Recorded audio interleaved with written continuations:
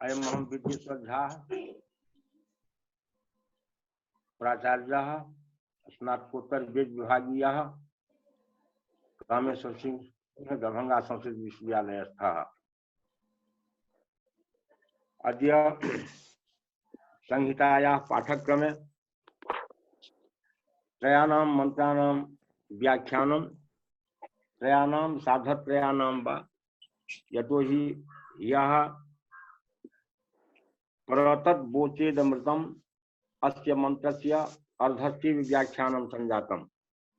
अतः अवशिष्टस्य अंशस्य ततो अग्रे ये त्रयो मंत्राः सन्ति तेषां व्याख्यानं मयिधरानुसारि भविष्यति।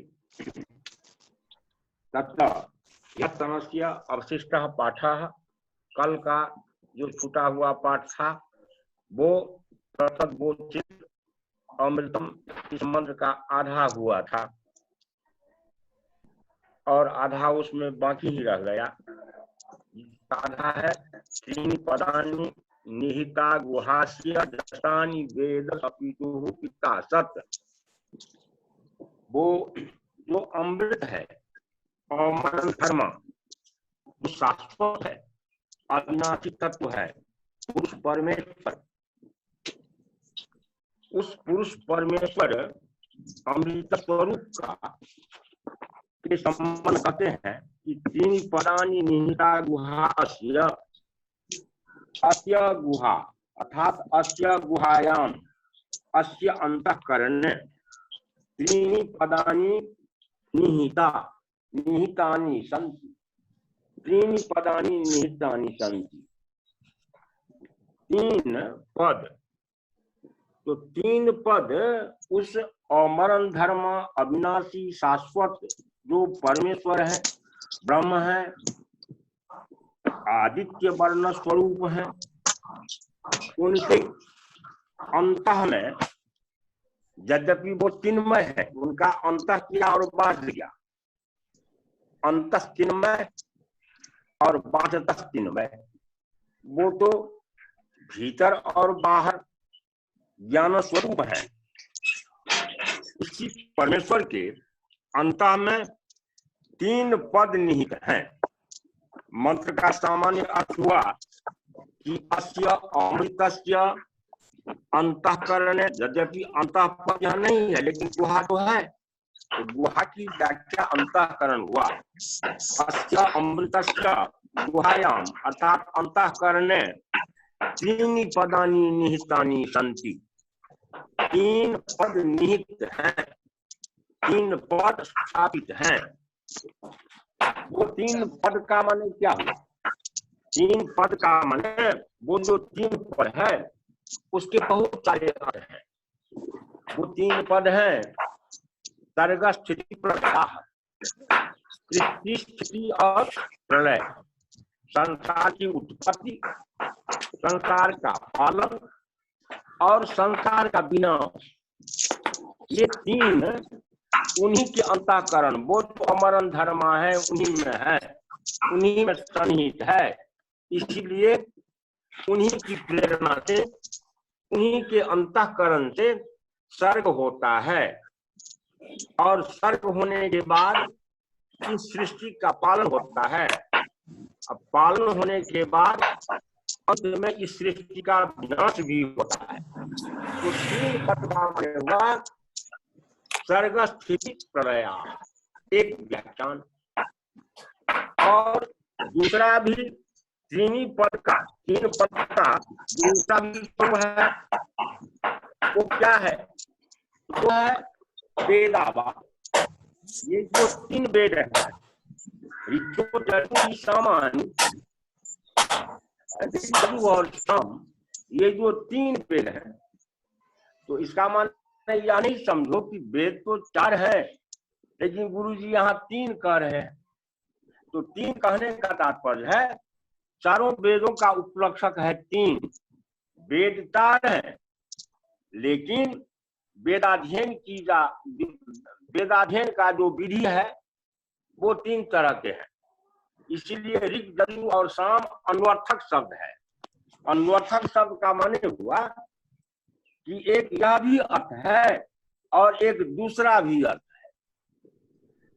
तो एक अर्थ हुआ ऋग यजु साम, यह अध्ययन से संबद्ध है। ऋग के संबंध में आचार्य कहते हैं कि जत्रार्थवशात पाद व्यवस्था सारित, जिन मंत्रों को पाद की व्यवस्था के मुताबिक हम स्वाध्याय करते हैं उसे ऋग मंत्र कहा जाता है, उसे ऋग्वेद कहा जाता है।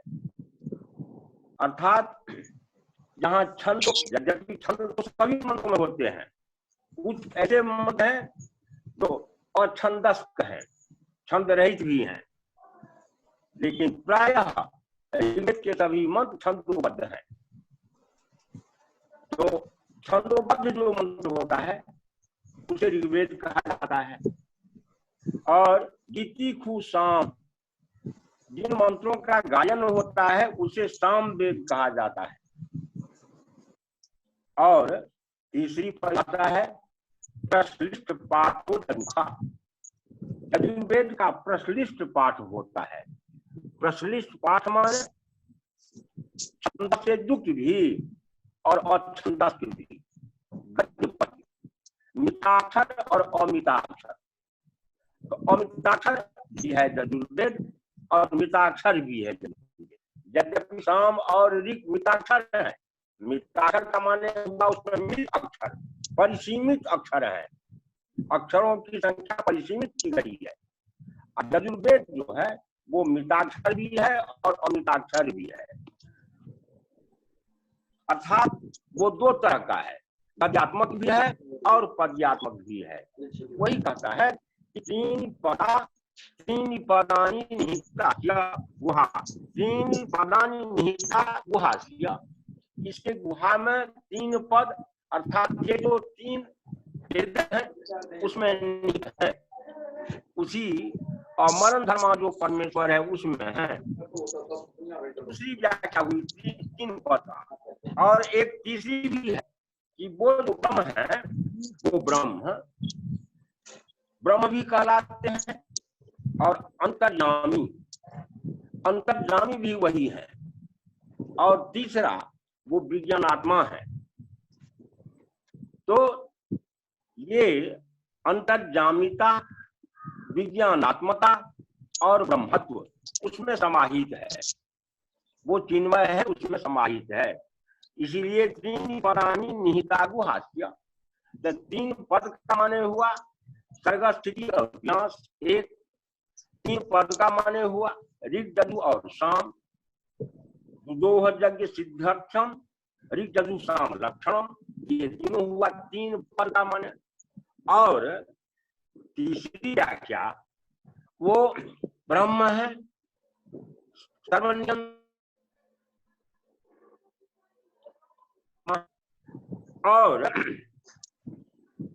और भी तीन प्रकार हो सकता है, त्रयः काला भूत भविष्य वर्तमान, उन्हीं के अंतःकरण में ये तीनों काल है। कहने का तात्पर्य है कि सारा का सारा संसार, सारी सृष्टि, सारा सर्ग प्रक्रिया उन्हीं से निकलता है, उन्हीं के द्वारा रक्षित होता है और उन्हीं में फिर वह समाहित हो जाता है। इस तरह से तीन पदानी निहिता गुहास्य अस्य अमृतस्य गुहायाम त्रीनि पदानी निहितानि सन्ति, उस अमृत पुरुष के अंतःकरण में तीन पद निहित हैं। वो तीन पद सर्ग स्थिति विनाश, एक ऋग यजु साम धू, और तीसरा हुआ ब्रह्म अंतर्यामी और विज्ञानात्मा, चौथा हुआ भूत वर्तमान और भविष्य, ये सारे के सारे उसी में हैं।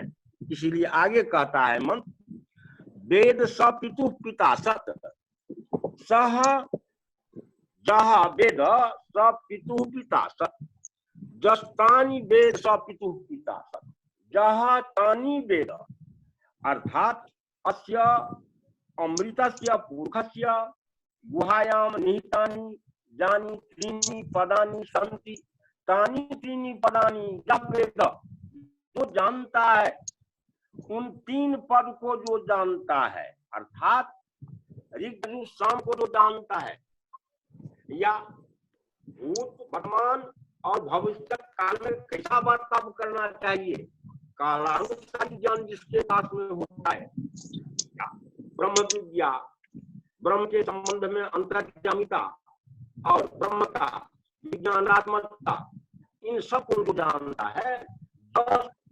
10 तानी वेद, तो जानता है, कर्तृवाद का प्रयोग है।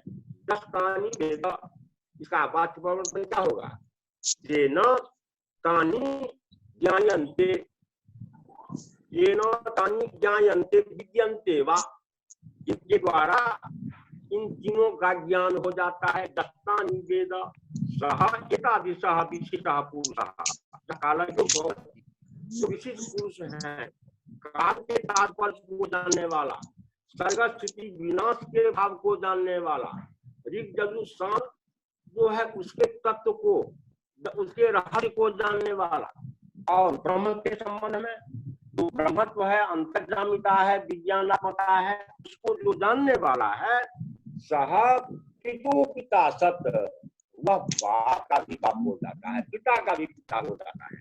अर्थात पिता तो है प्रजापति, प्रजापति से भी महत्वपूर्ण स्थान का हो जाता है।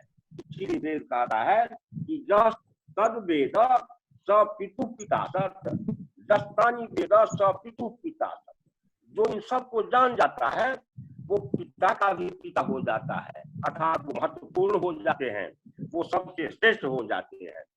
ऐसी महिधरानुसारणी व्याख्या इस मंत्र की हुई। अब आगे का जो मंत्र है उसी अमृत पुरुष के संबंध में आगे है।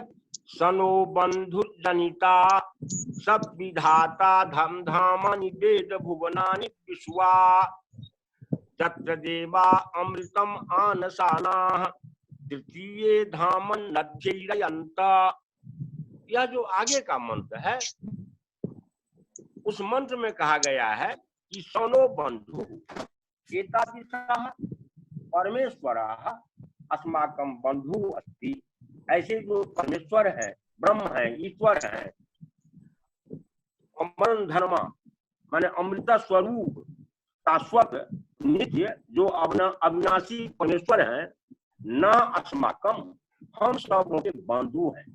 बंधु का माने क्या होता है, बंधु की परिभाषा दी गई, सबे जसने चैव दुर्भिक्षे राष्ट्र विप्लवे राजद्वारे श्मशाने च जस तिष्ठति स बांधवः, वही बांधव है, वही बंधु है।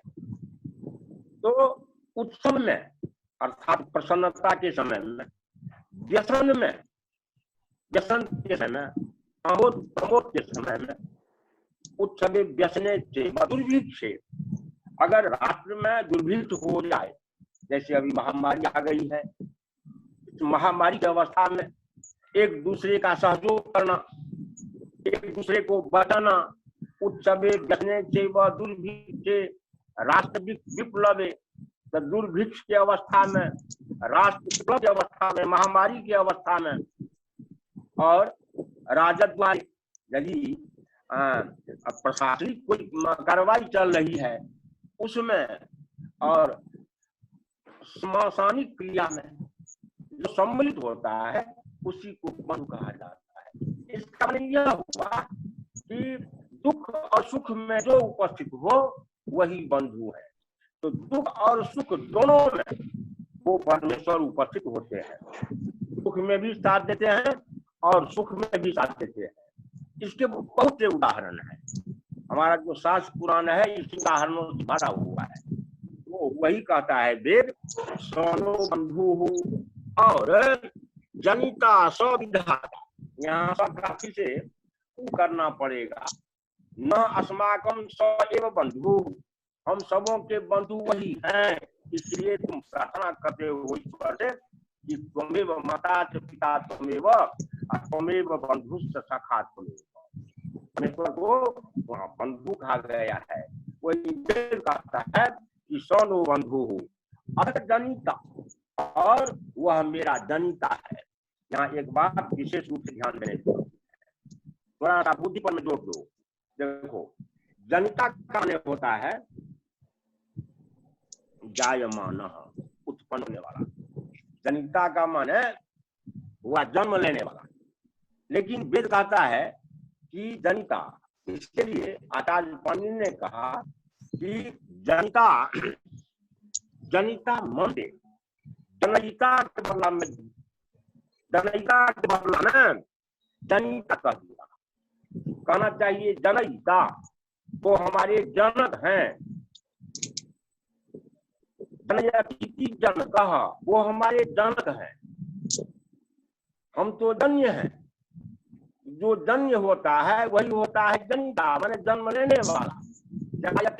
जनिता, जो जन्म लेता है वो जनिता कहलाएगा। और जो अजन्मा है उसको जनिता कह दिया गया। कहता है कि नहीं, यहाँ अंतर्भावी निच प्रत्यय किया गया है, इसलिए जनिता मांत्रिक अगर प्रयोग हो रहा है, मंत्रगत अगर जनयिता का प्रयोग करना चाहिए तो वहां जनिता का प्रयोग करो, ऐसा व्याकरण शास्त्र का नियम है। इसीलिए सनो बंधु न अस्माकम जनिता, वे ही हम लोगों के जनयिता। जनिता को जनयिता से समझो, जनक से समझो। वो हमारे जनक हैं, जनयिता है, उत्पादक है। मैं उत्पाद्य हूँ, ये सारे जीव उत्पाद हैं और वो उत्पादक हैं। और सविधाता, विशेषण धाता, विधारयिता, वही सबों को धारण करने वाले भी हैं। विधाता, विशेषण धारयिता, वही संरक्षण भी करते हैं। सनो बंधुर जनिता सब विधाता, धामानि वेद भुवनानि विश्वा। अब आगे कहा गया है कि वह जो है, जो सह धामानि, धामानि वेद भुवनानि विश्वा, माने विश्वानि भुवनानि, सह विश्वानि सर्वाणि भुवनानि बुद्धिरातानि, धामानि माने स्थानानि, सभी भूत जात को और सभी स्थानों को वो जो है सो जानता है। सह विश्वा सर्वाणि भूतानि भूतानि धामानि स्थानानि च वेद, वो सभी को जानते हैं। और तत् देवा, वो तो जानने वाले हैं, तो सभी सर्ग स्थिति विनाश को जानते हैं, सभी लोगों को जानते हैं। सब उन्हीं के रूप से उत्पन्न होता है। के जो वो अमृता स्वरूप पुरुष हैं, वो अमृता स्वरूप पुरुष। इससे पहले हमने धाम शब्द की व्याख्या स्वरूप से किया था, और यहाँ धाम की व्याख्या हम स्थान से कर रहे हैं। एक होता है रूप, जिसको आंख से देखा जाता है, और एक होता है स्वरूप। तो रूप में स्वरूप में पार्थक्य है, पृथकता है। रूप होता है बाह्य रूप, और स्वरूप होता है स्व माने आत्मा। आत्मा का क्या रूप है? जो रूप है इसका असली स्वरूप क्या है? तो असली स्वरूप तो भीतर में रहता है। उसका आत्मा कैसा है?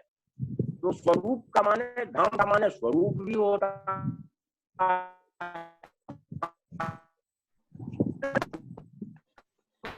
अमृतम आनसाना यत्र जस्मिन् ब्रह्मणि तस्मिन् अमृत स्वरूपे पुरुषे, जिस अमृत स्वरूप पुरुष में या जिस ब्रह्म में देवा द्योतनशीला अग्नियादय, जो द्योतनशील देवता है, अग्नियादि देवता, अग्नि इंद्र वायु, तो जितने भी देवता हैं वो सभी देवता अमृतम अनसाना, अमृतम प्राप्नुवाना, अमृत को प्राप्त करते हुए, माने वो अमृतम, अमृत को, अमृत माने क्या? कोई रस पदार्थ नहीं। अमृत माने देना मरण धर्म रहितो भवति, जिसके द्वारा मरण धर्म से रहित हो जाता है, वो हुआ अमृतत्व। तो देवता भी जिनके प्रभाव से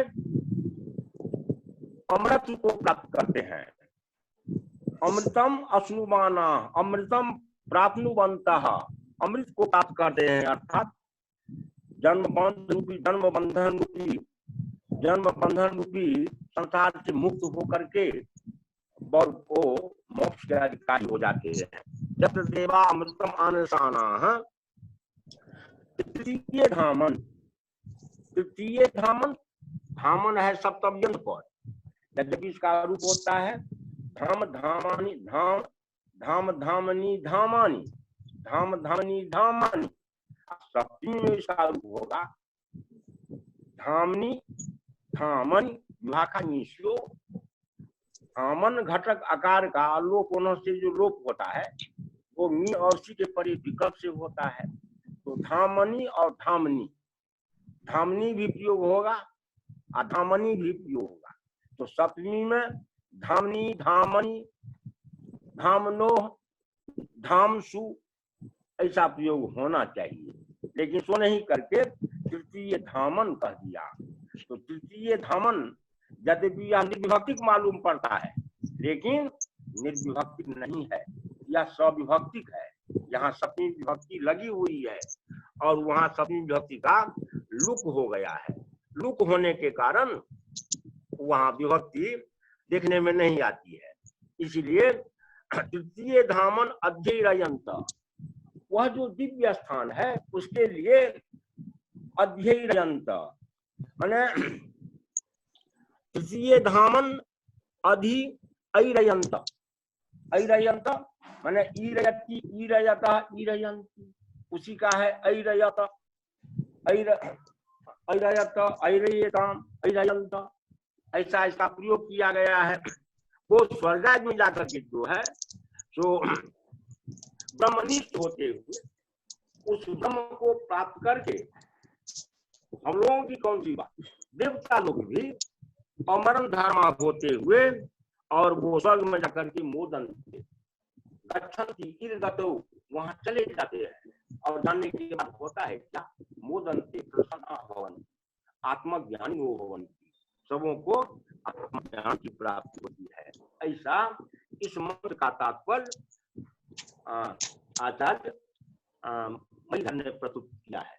अब आगे का मंत्र है परित्य भूतानि परित्य लोकान् परित्य सर्वाः परिशोधित उपस्थाय प्रथमजाम् ऋतस्यात्मनात्मानमपि संविविष्ट। परित्य भूतानि, परित्य या संजोगी पर है, परिजोर इत्य, परित्य परित्य, तो इत्य का अर्थ इत्य इन गतौ परित्य परिगम्य, तो परित्य भूतानि, भूतानि परित्य। अब अभी जो है तो माने उस ब्रह्म की उपासना, इदानीं सर्वभूतेषु अहमस्मि सर्वाणि भूतानि मयि ज्ञानवतः सर्ववेद जागिनो मुक्ति, जो सर्ववेद जागी होते हैं, सर्ववेद जागी होते हैं, वो संसार से मुक्त हो जाते हैं। श्रौत स्मार्त यज्ञ करने वाले और उसमें भी सर्ववेद याग करने वाले आत्मज्ञानी व्यक्ति को मोक्ष की प्राप्ति होती है, ऐसा मंत्र कहता है। क्यों?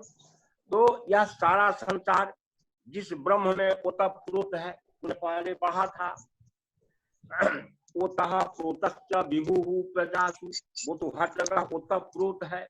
इस तरह के जो ब्रह्म है, उस ब्रह्म में जो रहने वाले हैं, जहाँ ज्ञान की ही प्रधानता है, और जो ब्रह्म ज्ञानवान पुरुष होते हैं, ब्रह्म ज्ञानवान, ब्रह्म माने वेद भी, ब्रह्म माने ईश्वर भी, वेद के जो ज्ञानी होते हैं या ईश्वर को जो समझते हैं, जानते हैं, इस तरह के जो जजमान है, सर्ववेद याग करने वाले व्यक्ति, वो व्यक्ति अग्निहोत्रादयो की जज्ञा सर्वमेधा एवं,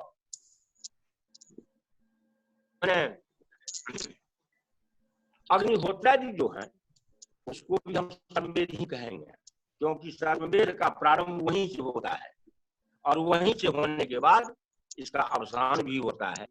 इसीलिए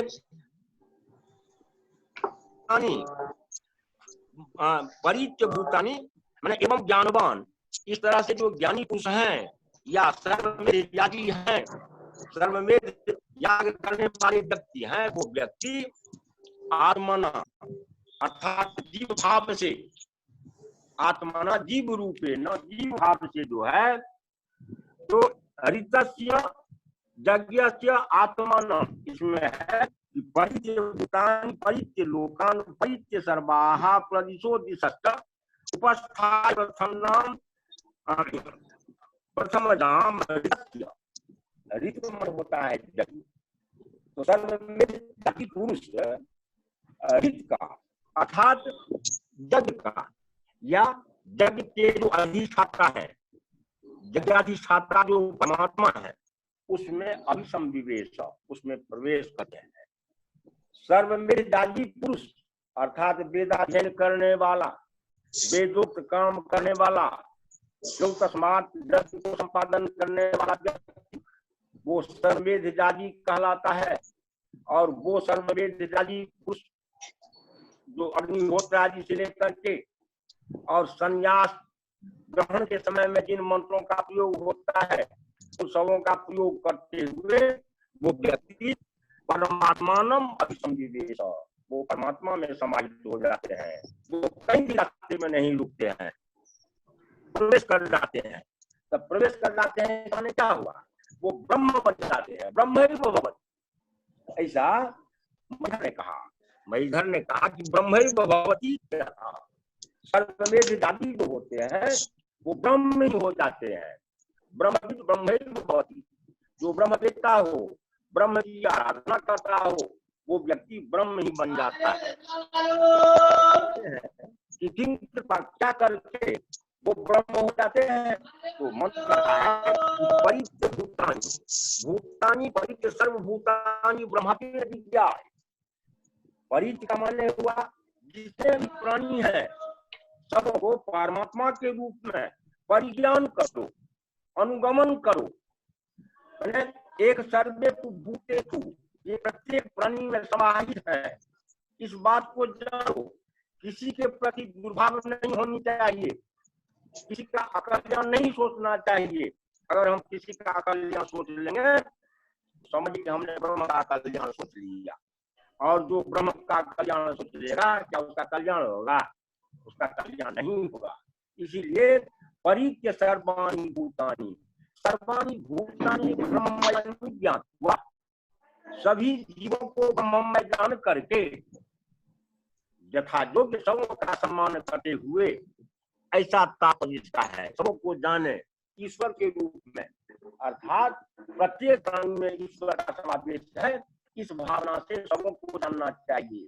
परित्य भूतानि सर्वाणि, सभी प्राणी मात्र को ब्रह्ममय समझ करके, और परित्य लोकान्, सभी लोगों को ब्रह्ममय जान करके, सारा संसार ब्रह्ममय ही है। और परित्य सर्वाः प्रदिशो दिशश्च, जितने भी दिशाएं हैं, विदिशाएं हैं, या जो प्राची, प्रतीची, उदिची, अवाची और विदिशाएं ऊपर या नीचे, वो कण कण में व्यापक है।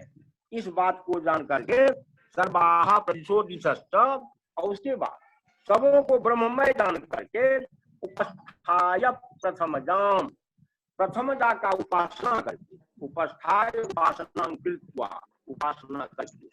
किसकी उपासना? तो प्रथमजा, तो प्रथमजा अर्थात वेदवाणी, वेदवाणी के द्वारा उपासना करके। वेदवाणी के द्वारा कैसी उपासना होती है?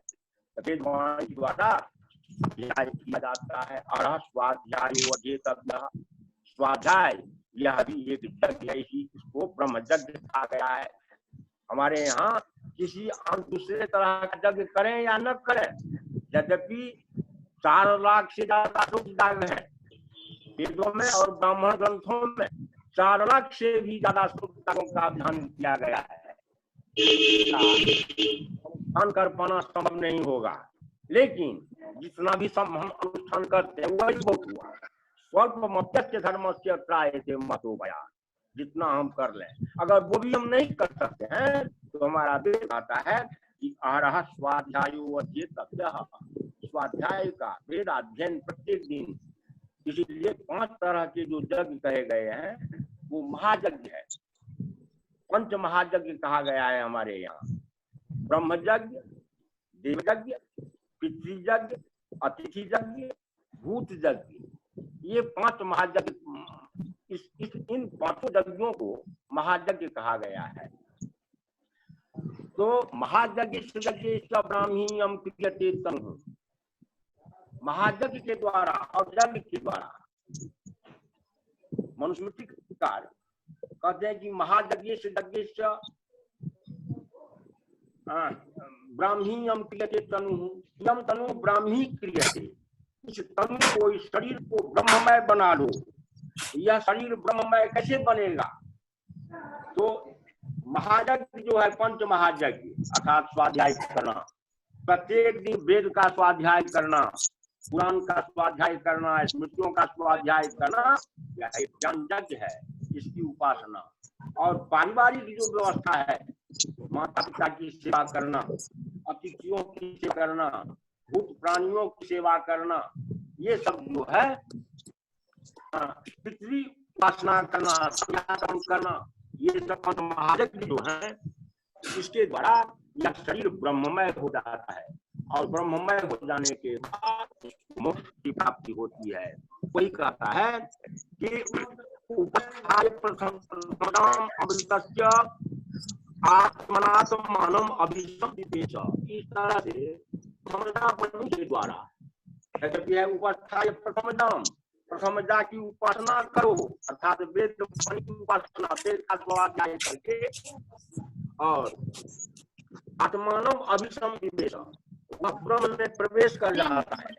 और ब्रह्म में प्रवेश कर जाने के बाद वह ब्रह्म स्वरूप हो जाता है। इसी तरह से ब्रह्म स्वरूप प्राप्त करने के लिए वेदों की उपासना या वेद मंत्रों के द्वारा यज्ञ की उपासना, इसको आवश्यक कहा गया है। और आगे का जो मंत्र है वो है परिद्यावा पृथ्वी सदित्वा परिलोकान परिदिशा परिस्वहा यत्तम तुम वित्तम विचित्य तदपश्यत् तदभवत् तदासीत्। यह इस सर्वमेव यज्ञ का यह 12वां मंत्र है। इस मंत्र में परिद्यावा पृथ्वी सदित्वा, परि है उपसर्ग, और परि उपसर्ग का अन्वय होगा जो इत्वा के साथ। परित्वा प्रयोग नहीं होगा। जब हम परि को इत्वा को जोड़ देंगे तो समास से नहीं, पूर्व में अनेक समास पूर्वक जो होता है अथवा उसके स्थान में लिया आदेश हो जाता है, परिचय प्रयोग होता है। अगर हम परि को फूटा देते हैं तब यहाँ परिद्यावा पृथ्वी सदित्वा ऐसा प्रयोग प्राप्त होगा। और जब परि को इत्वा संगे जोड़ेंगे तब परिचय कहना पड़ेगा। वही कहते हैं कि परिद्यावा पृथ्वी सदित्वा परिलोकान परिदिशा परिस्वा, परिस्थल का अन्वय इत्वा के साथ करना होगा। तो सर्वमेधधारी व्यक्ति होते हैं तो ब्रह्म अपश्य, जो सर्वमेधधारी हैं वो ब्रह्म का अनुभव करते हैं। अपश्य होता है, उन्होंने पश्यति, वह ब्रह्म को देखता है, ब्रह्म को नहीं देखता है, ब्रह्म का अनुभव करता है। ब्रह्म चक्षु के विषय नहीं है, इसीलिए अपश्यत मन पश्यति मन अनुभवति, वह ब्रह्म का अनुभव करता है। और अभवत, ब्रह्म का अनुभव करता है। और ब्रह्म एव अभवत, ब्रह्म एव भवत, वह ब्रह्म का अनुभव करके ब्रह्म ही हो जाता है। क्योंकि वह ब्रह्म में से ही निकला है, वह ब्रह्म ही था और ब्रह्म का अनुभव करके फिर वह ब्रह्म हो जाता है।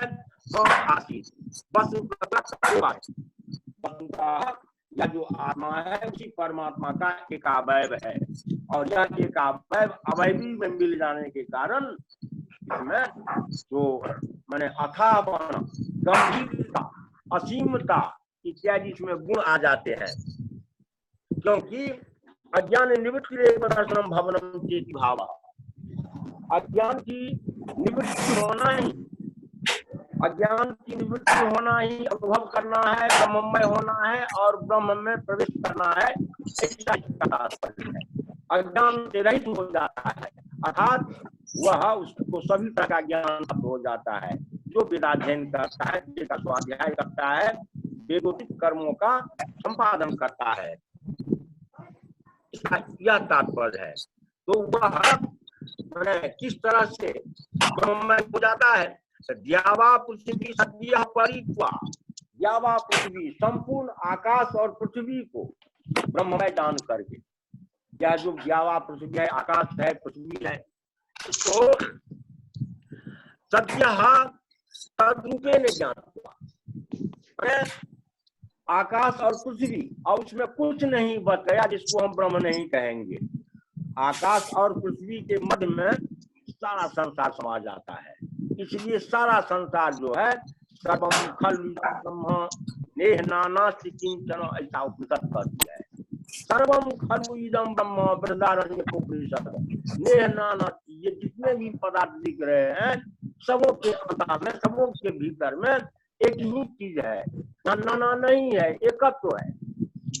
वही कहता है कि परिद्यावा पृथ्वी, तो मैंने आकाश और पृथ्वी, आकाश और पृथ्वी को भी ब्रह्ममय जान करके, और परिस्वः, इस तरह से स्व का माने होता है आदित्य, आकाश पृथ्वी और आदित्य मंडल अर्थात दिव्य लोग सबों को तो परित्वा माने ज्ञात्वा, ब्रह्ममयं ज्ञात्वा, उसको भी ब्रह्ममय जान करके, और गुष्टम वस्तु पुनः पुनः कथितम चित्तम आरोहति की पुनरुक्ति ही, जो बार बार कहा गया है सबों को पृथक पृथक, इसका यह हुआ कि पूर्व से पूर्व भी जो वस्तु है वो सबों को ब्रह्ममय जान करके, हृदस्य तंतुम वित्तम, हृदस्य तंतुम, तंतु का मन होता है सूत्र धागा, ऋत का जो धागा है, ऋत का धागा माने ऋत माने यज्ञ, ऋत का होता है यज्ञ, यज्ञ का जो नियमन है, यज्ञ का जो विधान है, ऋतस्य तंतुम, ऋतस्य यज्ञस्य प्रक्रिया, यज्ञ की जो प्रक्रिया है, यज्ञ का जो विधान है, जो अभी पूर्वक यज्ञ होता है वह सफलीभूत नहीं होता। इसीलिए श्रोत सूत्र, ब्राह्मण और मंत्र भाग, इन सबों का ज्ञान रखते हुए तब श्रोतानुष्ठान जो है वो महत्वपूर्ण होता है और सही फल को प्रदान करने वाला होता है।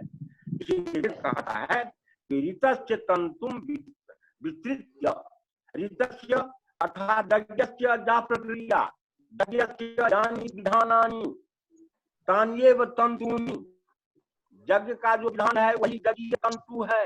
उन सारे तंतुओं को, तंतु होता है बहुत पतला धागा होती है और पतली धागा से कपड़ा बन जाते हैं। तो कपड़े के अंदर में जिस तरह से पतली पतली धागा होती है, उसी तरह से यज्ञ जो होता है सामूहिक, उसमें पतले पतले विधान सब होते हैं। उन सभी विधानों को धन करके, अब जैसे अग्निस्थापन हम करते हैं, तो अग्निस्थापन करने के लिए हमारा जो गृह सूत्र है वो पंचभूत संस्कार का विधान किया। पंचभूत संस्कार पूर्वक आप उसमें ऐसा नहीं कर दो कि पहले पहले तो वहां परिसमूहन करना है, अब परिसमूहन नहीं करके पहले उल्लेखन ही कर दे, अब पीछे परिसमूहन करे तो यह ऋतस्य तंतु विस्तृत नहीं हुआ। यज्ञ का जो तंतु विधान है, यज्ञ का जो प्रक्रिया विधान है वो नहीं हुआ। तो क्रम पूर्वक अनुपूर्वी क्रम से जो पंचभूत संस्कार